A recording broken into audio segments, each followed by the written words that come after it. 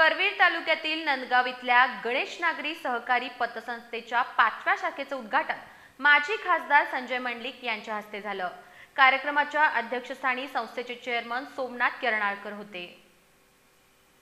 करवीर तालुक्यातील नंदगाव इथल्या गणेश नागरी सहकारी पतसंस्थेच्या 5व्या शाखेचे उद्घाटन माजी खासदार संजय मंडलिक यांच्या हस्ते झालं।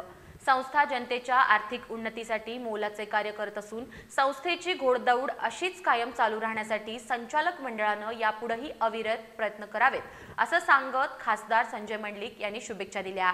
जिल्हाध्यक्ष विजय बलुगडे यांनी संस्थेच्या प्रगतीबद्दल समाधान व्यक्त केलं।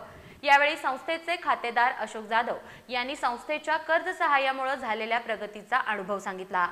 कार्यक्रमात ठेवपावत्या कृष्णात पाटील, सीमा पाटील, सुभाष शिंदे, तानाजी कानकेकर आणि पूजा किरण ताडे यांना देण्यात आल्या।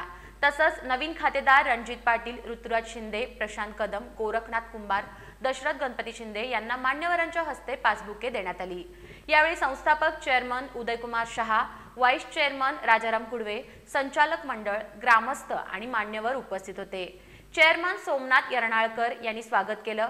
संस्थापक चेअरमन उदय शहा यांनी प्रास्ताविक केलं। सूत्रसंचालन अविनाश चौगले यांनी तर संचालिका रेखा भोसले यांनी आभार मानले।